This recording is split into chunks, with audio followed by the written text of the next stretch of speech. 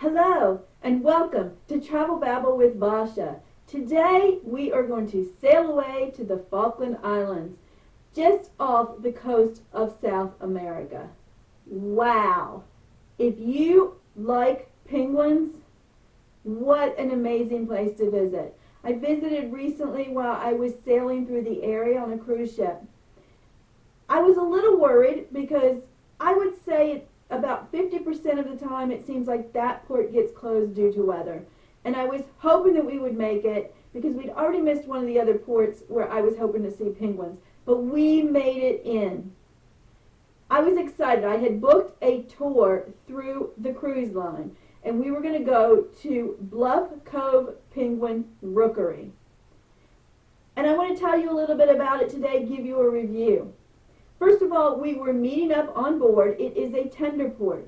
So we met up, we got our little stickers that showed what color group we were in, what number we were in that group. And we all met together. We were given a time. I went on one of the early excursions. They had, I think, several throughout the day. But I went on an early excursion. It actually lasted about 3 hours, which seems perfect time to me. The only issue I had at the beginning was I was traveling solo, and they give you the stickers based on how many are in your group, because somebody else must have had an odd number. In the first group in my color, they had one sticker left, even though they were way further down in the sticker numbers. But they gave me that one sticker that was left in the first group. Didn't seem like a big deal. I've had that happen before. Not a problem. The problem came in because we tendered into the port. When we got on the tenders, I just walked down with the entire group. I knew the people around me had later numbers, but I would get on with my group once we got off, because you kind of file out. They have you file out in a certain area in a certain direction. But however, the group that I was supposed to be with was put on a separate tender. I was put on a tender that was even just a few minutes behind, but it makes a difference, because when you get in and you get off the tender, they were already gone. Now, if you're on big buses, it doesn't matter, but this particular excursion had smaller vans that took you out to where you were going. And there were, I believe, about 14 people in each van. And they're very good about filling up those vans. They knew exactly how many people they could put in a van, and that's how many numbers they give out. But again, remember, I was in one of the first vans by number, but by the time I got there and I walked off, along with everybody else that was on my tender and was going to the same place, my van had left. They knew they were missing one person. They just assumed I hadn't showed up. So this is also a good reason, if you're not going to show up on an excursion, let the front desk or the guest services know, so they know that you won't be there and they know what their numbers are. But by the time I showed up, my van had left. You think no big deal, they'll put you on the next van. But as I said, they had every excursion down to the exact number of seats they had in that van. There was nowhere left for me. I'm left in the parking lot. Now the nice thing is they were very nice about it. They pointed out to me who was coordinating everything, and I went over and he was the owner of the Rookery where we were going. He felt bad because he had told the van to go ahead and leave, even though they had that empty seat, just assuming that I wasn't coming, because he did not realize I'd gotten put on a different tender. What was nice is then he drove me out personally. I had a private tour on the way out to the Rookery. Now, on the way out to the Rookery, they just drive you through town. They tell you some historical facts, tell you what you're seeing. I got to learn a little bit about him. He had moved there years ago. He was backpacking, taking a year off, and he ended up falling in love with the Falkland Islands, and he ended up staying. And he told me how his dad had told him, you know, never buy a farm, so of course he didn't want to do what his dad said, so he bought a farm. And then he said, oh, his father was right. But he, you could tell, had really enjoyed his life there. So he took me out, he took me to the Rookery. When we got there, he took me out. You could see there were already people there.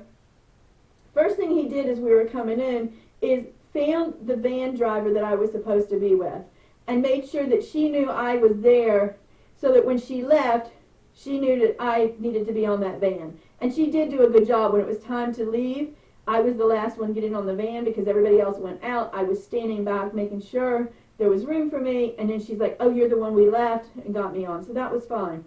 But he drove me out, and where he dropped me off, there were these two kind of boxes on the ground. And he explained to me that you have to walk through those before you walk out where the penguins are. There's some type of disinfectant or something in those that helps clean off your shoes to try to prevent as much as possible bringing any disease into the penguins' areas. And I had no problem with that. I think, oh, that's a great idea. I never knew that, but you just walk through them and it's no big deal. I did wear hiking boots because I didn't know what the weather was going to be like or what the terrain was going to be like. And I went through those, and then I got to go out. Now, they did pull me aside, and they gave me some instructions that they had already given to the other groups that were there. And basically, it's pretty easy. The penguins are there. Don't get too close. They have white flags that they had marked off areas, and you couldn't walk closer than those white flags to where the penguins are. Now, those white flags, they move every day or many times a day if needed because the penguins move. So it's nice that they can move them, and the penguins decide what they're going to do because the penguins don't pay attention to the white flags, but we had to.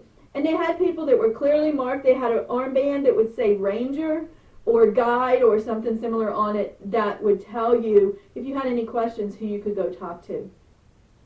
Now, there were two types of penguins there when I was there. There were the king penguins, which were the bigger penguins. There was a huge group of them. They seemed to be closer to the water, and many of them were sitting on eggs. So they were not, for the most part, moving around a lot. Now, when I say that, there were some that were out in the water that would walk down to the water, and I have some videos that I will share with you of some of them. I just love to watch them walk. Just the whole penguin waddle. It's so cute. Okay, that's my opinion. But they were all down there, as I said, mostly sitting on their eggs, and it was very fun to just watch them. Further up, there were several different groups of penguins that were Gentoo penguins. And hopefully I pronounced that correctly. They were not sitting on eggs. Most of their eggs had already hatched. There were a few places you would see eggs, and they told us that those eggs, for some reason, were not going to hatch. It was already past the time, and the penguins were not sitting on them. But there were several. They were so cute. You saw anywhere from some little tiny babies to a little bit older. I saw at least one set of twin penguin babies, and I just could stand there and just watch them for a long time. So amazing. And I'm going to show you some videos.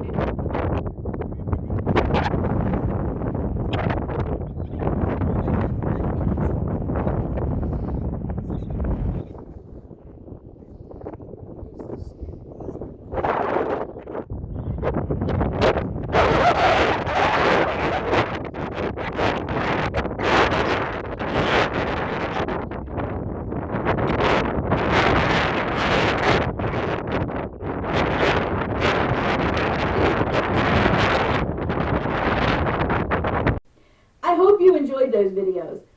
Let me tell you that the penguins were not the only wildlife or only animal life there. There were also a bunch of birds that were walking around, a bunch of birds flying over. I'm not sure what all the different species were, but I took some pictures of the birds walking around, and they also kept their distance for the most part. There was one bird that was very funny, and he would get up very close to one of the penguin mothers. And that mother did not appreciate it. She let that penguin know to move away. He was pretty brave. He kept coming back out a few times, and I have a video to show you of that.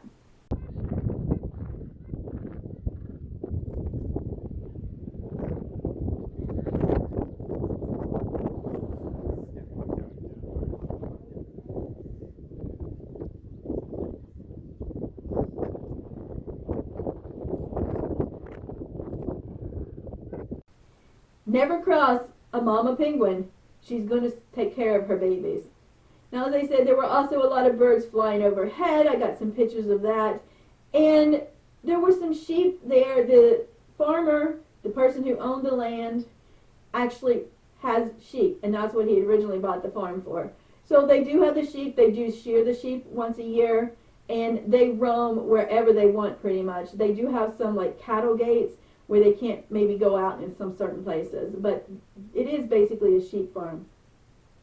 Now, after we were done looking at the penguins, and we were there, or we had 3 hours for this excursion, so you could spend whatever time you wanted, or you could go over. They had some little buildings, and that was where we were supposed to meet our van to go back. It's not a long walk. However, if you have some type of a disability, a walking disability, I would just caution you to think about whether you're going to go here. Now, there are rules for coming over on the tender, so if you need like an electronic scooter, you won't be able to get on the tender, so this excursion would not be an option for you. But if you have a walker, you may be able to do this excursion. It is hilly terrain. I did have a few people in the group who were in walkers or using walkers, and I would see them very carefully, and somebody would help them in a few areas, because there was, going down to the buildings, there was a little bit of a downhill walk, so you would have to be very careful. There was also nowhere out there to sit, so if you can't stand for the length of time, that may also be a concern. If you have one of those walkers that has a seat, as one of the ladies on our group did, you could obviously sit down there. If you're in a wheelchair, I'm not sure that you could make this excursion unless you have some really good people to help you get around, because you're not going to be, I don't think, able to push yourself, but I don't know your abilities. I just want to give you a heads up. Once we went over to the buildings, it was fascinating. There was a Bluff Cove store. There was a museum part of it and a part where you could purchase. And I did purchase a few items. Again, they're not cheap, but in my opinion, they weren't expensive, and the money goes back to support the penguins. I bought a couple things there. I bought some gifts. I bought a towel that showed all the different penguins because I wanted to be able to remember when I came back what that looked like. There also was a little cafe, and as part of our excursion, we were given one drink, a cup of tea, and then you could get 2 snack desserts. And they had different types of cookies. They had some different breads. There was a wide variety, maybe 8 or 10 items to choose from, which was very nice. They all were made directly there, and they were just laying there, but they would serve you. And I will say, if you have any allergies, just be careful. Nothing was labeled, but if you asked them what was in it, because they made it, they could tell you. And I enjoyed just a little sit there, just for a few minutes, get a little warm. It was chilly outside. I didn't think it was cold, but it was a little bit chilly, but I'm used to some of the cold. Further down, and I tried to make sure I got there early, were a few bathrooms. When it's almost time to meet up with your van, of course those start getting lined up. So I luckily got there. They're just little tiny bathrooms, but they work for what they're needed. I also was able, after I came out of the bathroom, to walk over to a different section of the area there that was more sandy, and there were some penguins out there walking. So that was another nice place to walk.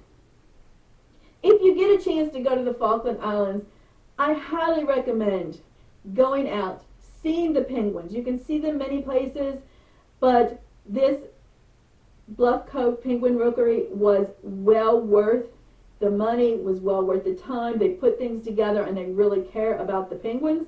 And I hope that if you get the chance, you will go out there. And I also hope that you will like this video and subscribe to my channel, because I had some fascinating adventures, and I'm in the process of trying to get the videos all put together and edited to get them out to you.